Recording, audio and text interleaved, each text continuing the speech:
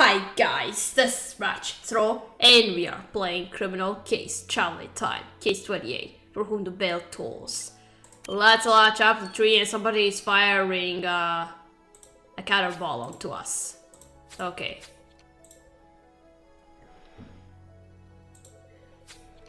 Did someone just fire a cannon at us? First I get shot at with arrows in Mongolia, and now this. What's wrong with these medieval maniacs? They just do it. They don't think about anybody. They're crazy. Damn it, I don't know how to say it. You again? Can't you see I'm firing the cannons? Well, you didn't have to point them at us. Oh, Your Majesty. We hadn't realized it was you. You nearly hit us. I was curious to see how these cannons worked. I walk past them every day, you see, and I just wanted to try one out. And you tried to blow us up.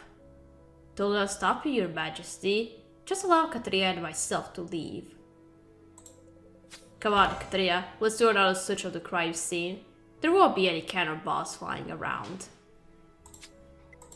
Well, no cannons and cannonballs there. Oh, that's so good.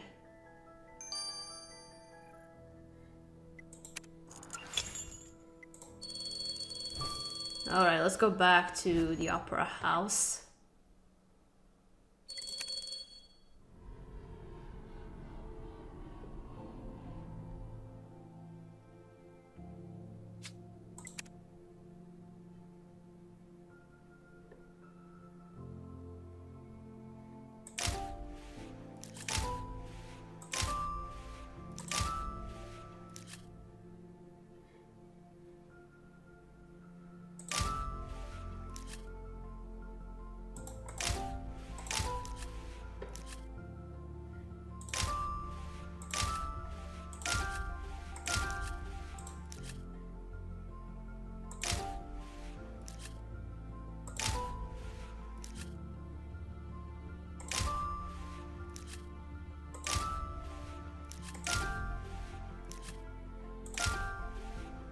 Gold bars.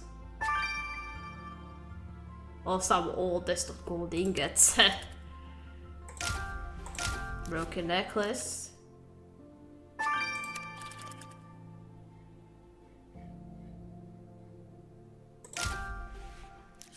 Chopsticks there. Where's the pine cone? Damn it. Go on, just go on.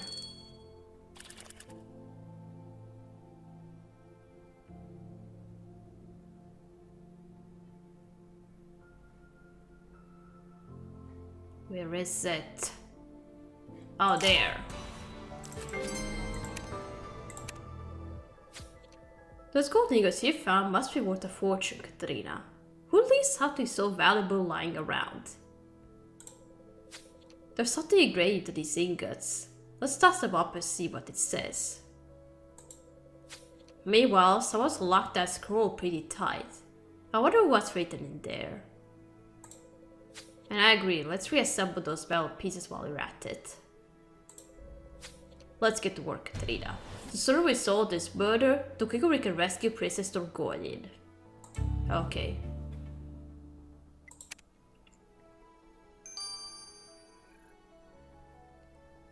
Okay, let's restore these metal pieces first.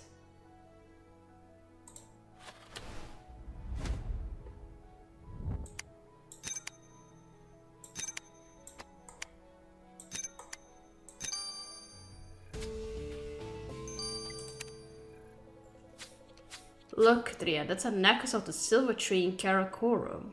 Oh.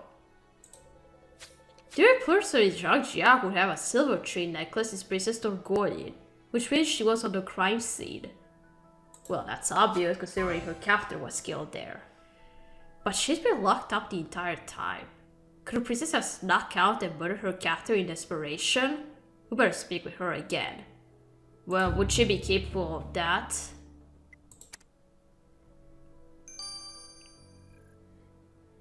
Okay, now the golden ingots.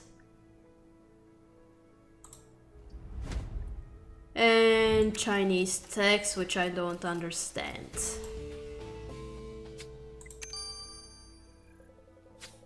Those secrets are engraved with Chinese characters, Katerina. Our translation matrix is really working overtime. Let's see now. The engraving reads, Xin Mi Yuan. These aren't enough, pay me more. Someone was extorting the first minister. Wait, you're right. Xin Mi Yuan paid our victim to hold the princess captive. Maybe Bingchu wasn't satisfied with his payment.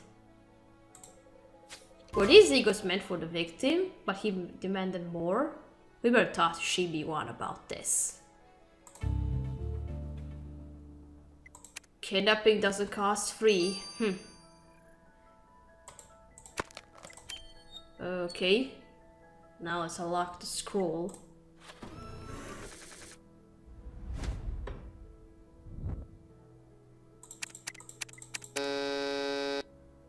What? Oh, right, it's very different.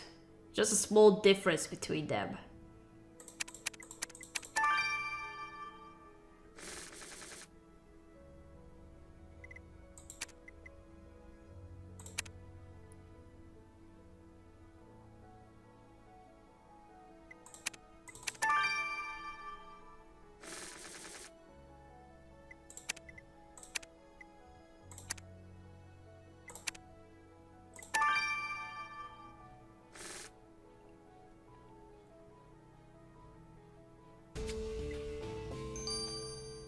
More Chinese text. Oh dear, Katrina. More Chinese characters. At least I started to recognize the victim's name. It says Jin Bingchu right here. As for the rest of the scroll, we'll need Orlando to translate.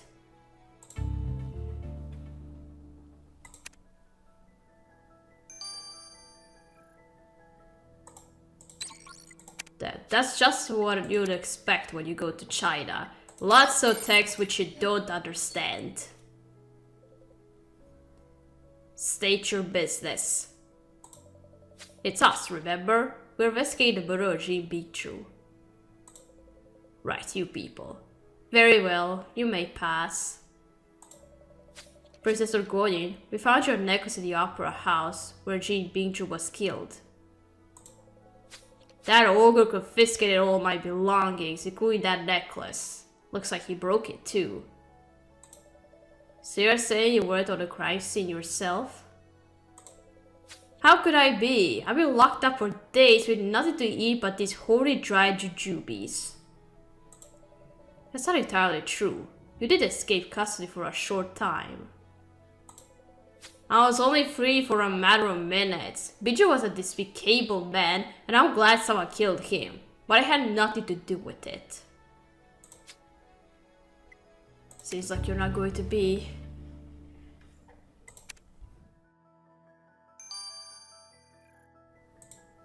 Okay, now the First Minister. This better be important. You're interrupting my meditations on the Analects of Confucius.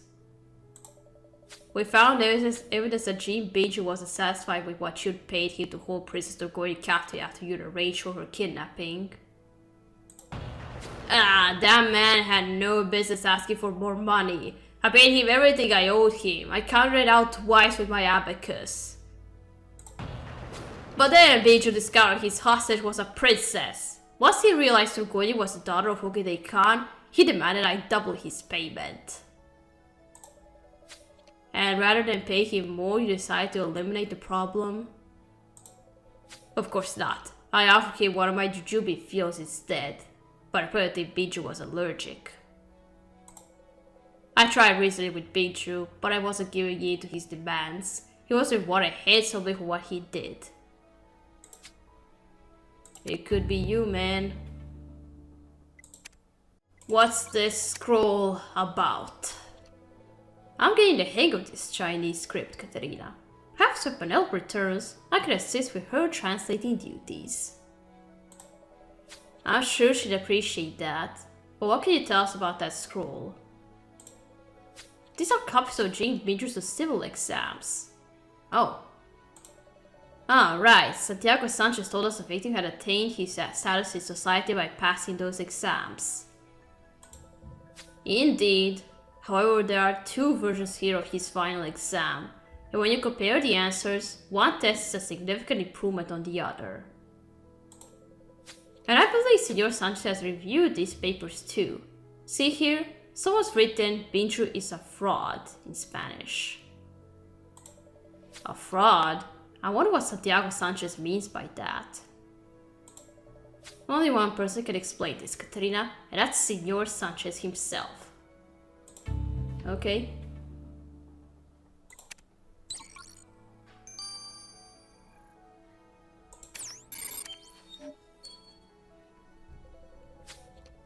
You haven't seen my abacus, Katerina? I seem to have misplaced it. No, I don't know where it is. I'm afraid not. However, we did find copies of the victim's civil exams. What do you mean Jean Binchu was a fraud?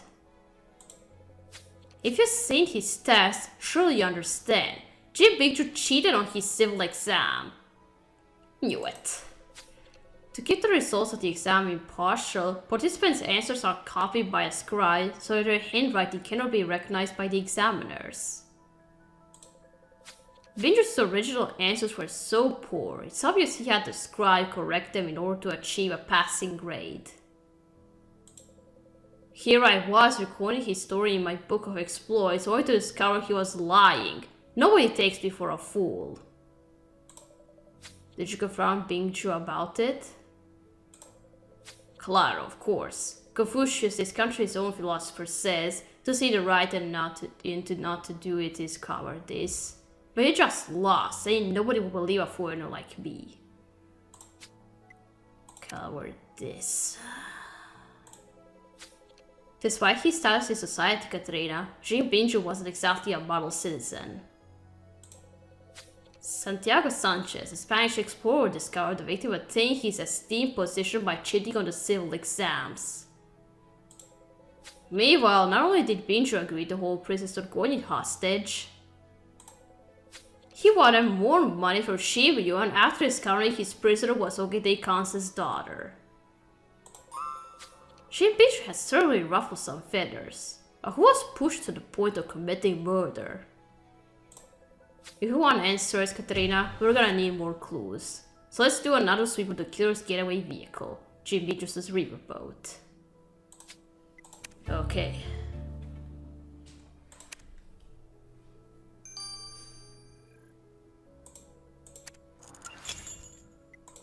Alright, let's investigate the river again.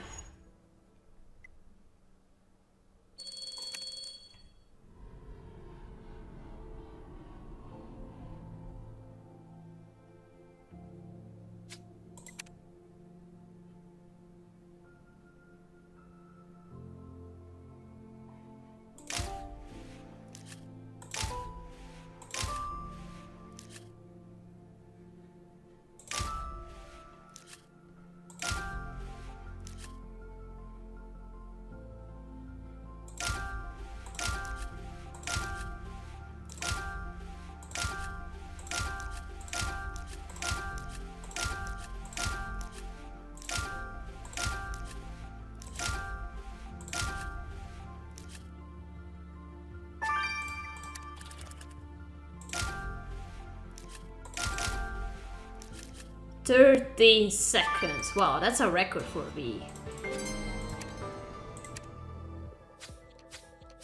There's a depiction of Confucius on the cover of this book, Katerina.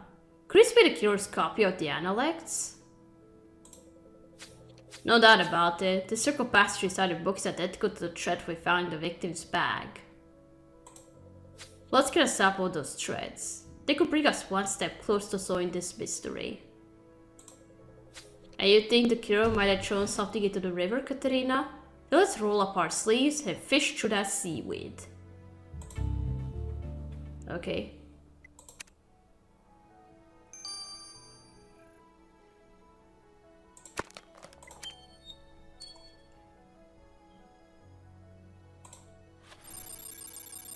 Let's collect these threads.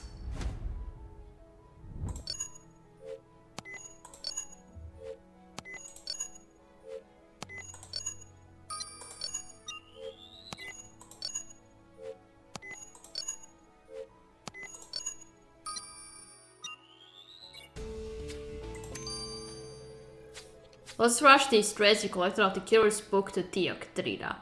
If we are to have any hope of rescuing the princess, we need to work fast. Okay.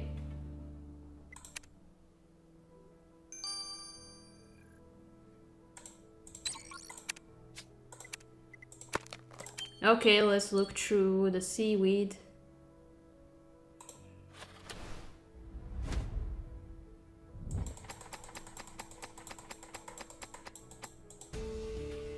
Oh, a broken abacus. So should that seaweed paid off, Katrina? You found a bloodstained abacus. And it's missing some beads just like the ones we found before. Which means this abacus was dumped by the killer. Let's send it to the lab. Okay. What are these threads? You spoke to my great-great-great-well, my ancestor, a few times now, Katarina. What's the princess like?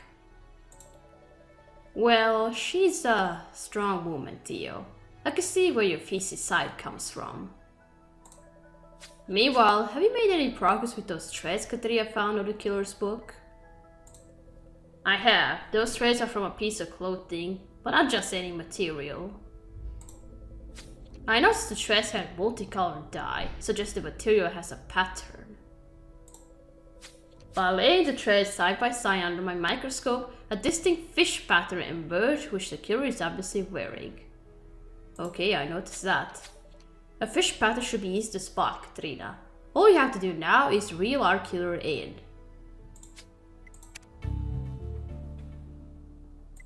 I only noticed on Sanchez that he wears that pattern. Okay, what about abacus? It's too bad the broken abacus was dumped in the river, Katrina. Almost all the forensic evidence was washed away. Almost? That means you totally found something, didn't you, honey? Well, there were some skin cells along the jagged edge. He probably scratched the killer's hands. From that, I constructed a DNA profile of the killer, and I determined they have brown eyes. Oh. See, I knew you wouldn't let us down. So we're looking for a killer with brown eyes, Katarina. They'll have to look us in the eye and confess to their crime. That's right. Eugene Pinterest's killer has eluded us long enough, Katarina. Their time is up. Yeah, let's go.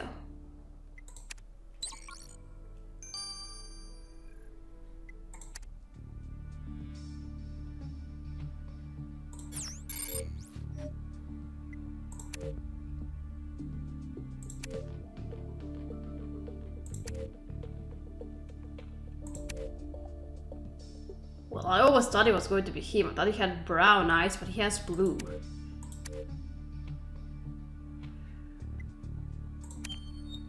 You murdered the kidnapper, right? Is that all just because you can stay silent and nobody would know about that?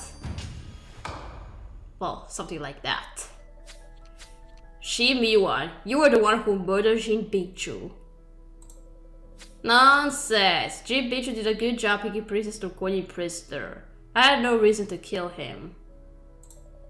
There's no point lying. We know you planned to kill Bingchu ahead of time, sending him that threat. Bingchu obviously didn't go down without a fight, seeing that you broke your abacus during a struggle, after which you fled the city in Bingchu's riverboat. And for what? Because he wanted more money? I don't care about the money. I killed Bingchu because he was jeopardizing the whole operation. How so?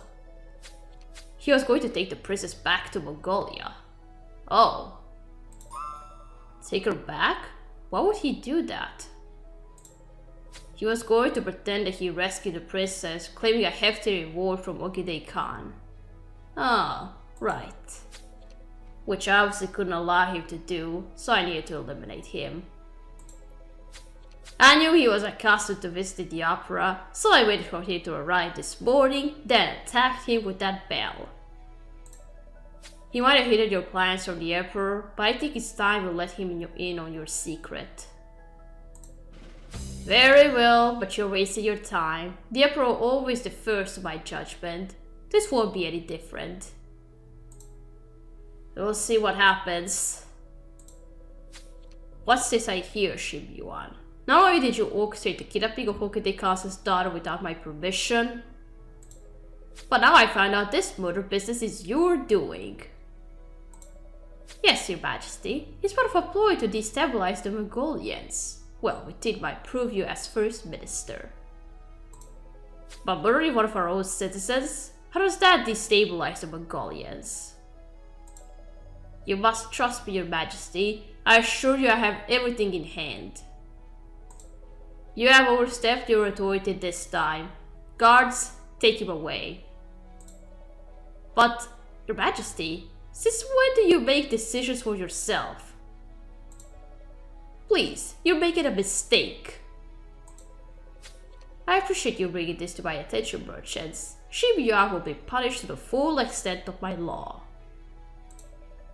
What about the princess, Your Majesty? Will you allow us to return her to her father? Heavens, no! While I object to Shibuya's methods, I cannot be seen as weak. I couldn't possibly just hand her over. I would be a laughing stock. No, Princess Tokoi will remain here in Xiangxiang. Now, away with you. I grow tired of this bothersome business. So much for that. Even though Jean Beatrice's murder is solved, Katrina, I don't feel much like celebrating. Well, I don't feel too as well. Because although the Emperor objects to Shibuya's kidnapping of Princess Turgonin, he refused to let her go in order to save face. It would make things a lot easier if the Emperor would allow us to return the princess to Ogide Khan. But since when have we let a little adversity stop us from doing our job? You're right, if the Emperor won't help us, then we must devise a plan to rescue Princess Turgonin and bring her back to Mongolia ourselves. That's right. It's all up to us now.